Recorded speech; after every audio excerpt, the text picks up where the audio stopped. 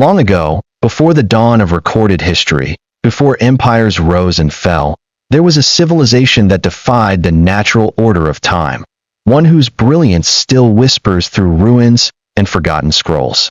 They lived not in the shadows of myth, but in the blinding light of knowledge. Their city shimmered with crystalline towers that pierced the heavens, powered not by flame or steam, but by something far more ancient, a machine that could speak to the stars. This civilization did not build monuments for gods. They became the gods of their own world. They bent the elements, summoned light from darkness, and carved pathways through time itself. At the center of their existence was the one creation that defined their rise and foretold their ruin. A machine so powerful it was said to be alive, pulsing with the breath of the cosmos. They called it nothing, for its name was never meant to be spoken. It simply was.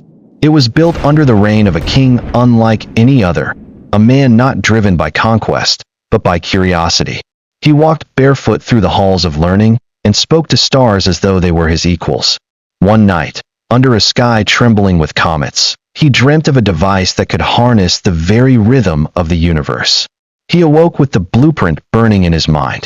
The machine was not forged by iron and fire, but by harmony and resonance. Crystals harvested from deep within the earth, each one attuned to a different frequency of the cosmos, were arranged in patterns that mimicked the heartbeat of stars. The machine did not consume energy. It sang with it, and when it finally hummed to life, time itself seemed to pause to listen. At first, the miracles were subtle. Water that flowed against gravity, crops that grew overnight, disease that vanished at the touch of glowing hands. But soon, the machine revealed its true purpose, to see all of time, to feel its texture and mold its flow. Past, present, future, all became clay in the hands of its creators. But humanity, in every age, remains haunted by the same shadow, ambition. The king who once dreamed of peace was silenced by voices who saw the machine as a throne. They weaponized time, rewrote moments, erased enemies from existence. They stopped wars before they started, and started others before they could end. For a moment, they believed themselves immortal. And then, the sky cracked. What was once a whisper from the stars became a scream. The machine faltered, not because it was weak, but because it had been betrayed. Time, twisted too far, began to snap back violently. The earth trembled. Oceans surged. Reality fractured like glass. And in one final breath, the city vanished beneath the waves, erased not by nature, but by consequence. The machine was lost. Its song silenced. But not forever. Thousands of years later, in the labyrinth beneath a forgotten temple, a scientist, driven not by fame, but by wonder, discovered something strange. A shard of crystal, still warm to the touch, still humming a note too ancient to be of this world. Her fingers trembled, not in fear, but in awe. She did not yet know what she held. She did not yet see the shadow that stirred behind her discovery.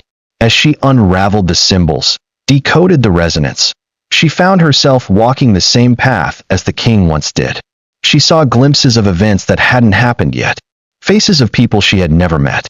And in her dreams, the machine whispered again, not in words, but in possibilities. The world around her began to shift. Time, once a straight line, became a spiral. The future leaked into the present. Clocks stopped ticking. Stars moved out of rhythm. She realized the machine was waking. Now, she must decide, will she finish what was started? Will she revive the force that once held the keys to all existence? Or will she bury it forever, sealing away the very knowledge that could save or destroy everything? Because some power does not belong to any one mind. Some truths are not meant to be known. And sometimes, the greatest strength is in letting go. But the question still remains, what would you do if the future was in your hands? And somewhere deep beneath the earth, the machine listens, waiting. Please comment, like, and subscribe.